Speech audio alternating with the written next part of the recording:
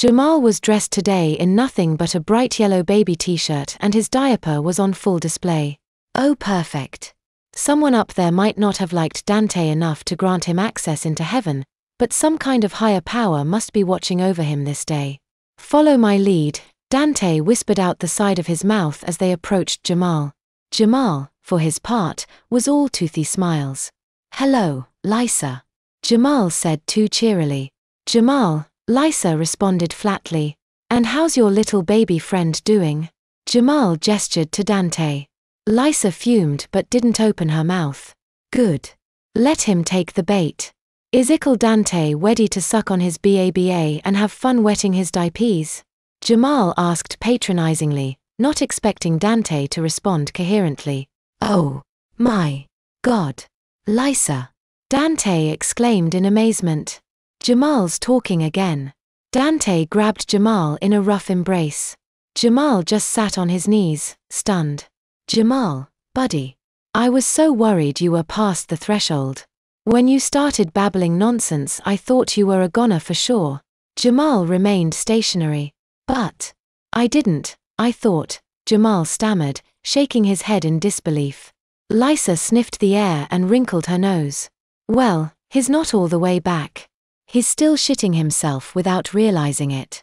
She patted the back of Jamal's diaper. But it's a step in the right direction. True that, Dante agreed. Good job, buddy. Wait a minute. Jamal protested, finally breaking Dante's embrace. I wasn't the one going over the edge, you were, he pointed an accusing finger at Dante. And I definitely don't shit my britches on accident. You sure about that, lil guy? Dante cocked his eyebrow. I'm pretty sure it was you, kid. Dante sniffed the air and grimaced. You wanna do me a favor and get that taken care of, he indicated Jamal's dirty diaper. Jamal started wailing and kicking his feet till a Judy came over. What's the matter, Jamal? The Judy asked. Jamal just kept crying, waiting for her to smell the mess he had made. She picked him up and checked the front of his diaper. Still dry, she declared before patting his rump. She pulled back the waistband of his diaper and looked in. Not poopy, either. Jamal quieted down, and was set back down on the carpet. I'll go get you a BABA, she told him before leaving. See, Jamal declared, I told you guys I hadn't messed myself. No way I'm slipping. If that's the case, Lysa asked, a smirk of superiority plastered across her face. How come you didn't know for sure? Why'd you need a Judy to check you? Later. Baby. Dante laughed as he and Lysa crawled away, giving each other a high five. Jamal was so furious that he didn't notice the front of his diaper getting warmer and start to sag as he glared at their retreating forms across the nursery. Next, they approached two of the other survivors, Kevin and Vivian. Oh, hi Lysa, Vivian acknowledged as they approached. Look, sorry about the last couple of days. It's just that it always squicks me out when I see someone approaching the point of no return, and with your rate of success, look, I already feel horrible. Let's just let bygones be bygones. You're welcome to hang with us again if you want to. She finally looked at Dante. Hi Dante. Vivian cooed. Go on and play with the other babies. The big kids are just gonna do boring talky stuff for now. She shooed for him to go away with her hands. Actually, Dante spoke up, I wouldn't mind a little boring conversation, myself, if no one objects. Whoa, Kevin gawked. Dante. You back dude. No. Dante rolled his eyes. You've all just crossed over too and have learned the secret language of infants. Next comes the secret of the universe. Course I'm back, dumbass. He smiled carkily. But how? Vivian asked. I've never seen anyone come back from the copycat stage. That's flippin' amazing. Well, you see, Lysa took a deep breath, looking at Dante. Lysa did it. Dante interrupted. Everything she taught me just kicked in right before the end, and she dragged me back. She deserves all the credit. She saved me. Lysa's jaw dropped, and she got a little glassy-eyed. Dante, she said, unable to finish the sentiment. Dude, Kevin remarked, that's awesome. Congrats to both of you. You did it, you did it, you did it, you finally did it. Vivian squeed, bouncing up and down manically. I'm so happy for you. She hugged Lysa and kept bouncing. How'd it go down? Kevin asked after Vivian's siren shriek died down. So Lysa told them the story. Dante's breakdown, his babbling, her holding him in what would have been their last moments as people together. Her singing to him to say goodbye. Him finishing the song. Them celebrating the rest of the day through song. That was you? Vivian asked in disbelief. I heard you yesterday. I thought maybe they had gotten a guy Judy who sang really well. That has got to be the most awkward compliment I've gotten. Dante said, rubbing the back of his head.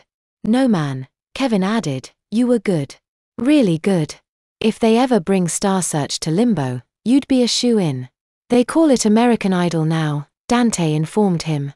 Whatever, Vivian said, not the point. So music is your anchor, huh? Well, that and someone else, Dante answered looking over to a beet-red Lysa. Sing for us, Dante, you gotta, both of his fair-weather friends begged. Well, I don't know, okay, Dante said, his ego getting the best of him. But what do you want to hear? Something happy, Vivian chimed in. But actually happy, with meaning, not like a nursery rhyme or something. Forget that. Kevin objected. Sing something wild, something to rage against these angel bitches. Give them the middle finger through song. You can take your limbo and shove it.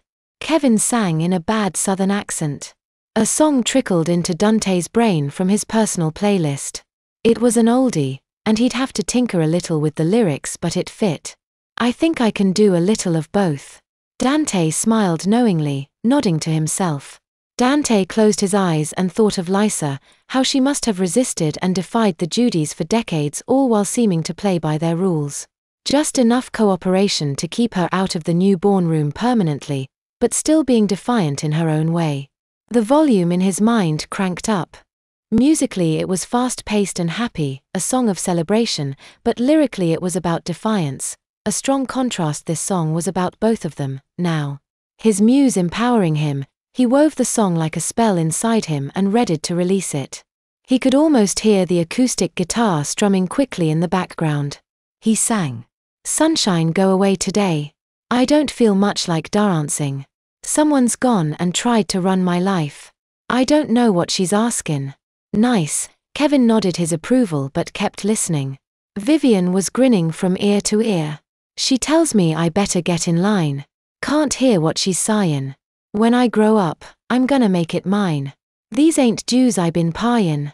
Lysa, never having heard the song before, only bobbed her head and clapped in rhythm, laughing as she drew connections to the lyrics.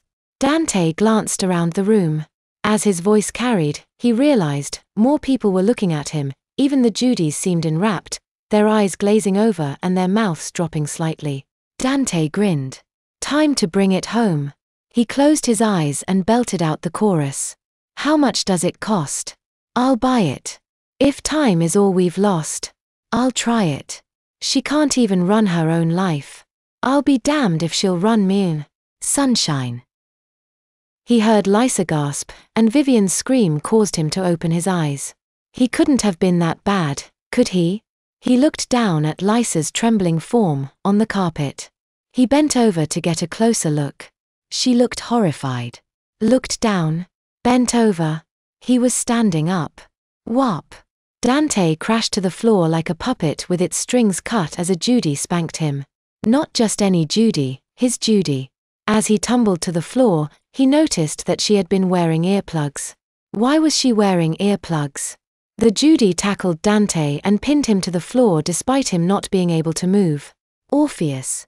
Orpheus. The Judy screamed at the top of her lungs. In an instant, Judys were dog-piling on top of Dante. One was even lifting his legs up and continually, manically, frantically spanking him. Dante could hear Lysa's screams as a Judy unbuttoned her blouse, exposing her breast. She got on all fours and guided her breast to Dante's face. If only he could sing. If only he could see Lysa. If only. The nipple brushed across his lips, and his lips instinctively latched on and he began sucking down breast milk. It was delicious. Dante did not want to let go. He accidentally released a stream of pee-pee into his diaper. He didn't care. He felt a mess squeeze out the back of him and coat his backside. Didn't matter. His vision blurred, and it got harder to see. So what? He could still taste. His gums itched as his teeth retreated back into them. Awesome. That meant he could suck Mommy's titty harder and it wouldn't hurt her. Dante's head felt chilly as a Judy brushed some hair off of his head, leaving him bald. The other Judys got off of Dante. They started undressing him, but Dante didn't care. Clothes didn't matter, only the milk. So he just lay there as his layers of clothing were stripped. Dante was in pure heaven as the milk continued flowing down. He started to whine as Mommy had him switch breasts, but soon enough he was suckling on her other tit. The scary giants around him were all screaming and crying. Too loud. Too loud. He needed quiet. He needed warmth. He needed milk. He felt hands touch his diaper, then withdraw. "We'll change him when we get back to the newborn room," he heard someone who sounded like Mommy say. Dante felt himself being wrapped up in a warm blanket. He couldn't move his arms or legs, but he didn't care. He was warm and Mommy was holding him and feeding him milk. That's all that mattered. He heard a familiar voice start to yell something weird and scary. It sounded like a lullaby, like pretty music to sing him to sleep. Something about paper moo. Maybe cows. Cows made milk. The girl sounded like she was crying a lot while singing it, so it didn't sound as pretty as it could have. Then he heard a WAP, and the cow song stopped. The last words Dante heard before his eyes rolled into the back of his head were "Contact the saint."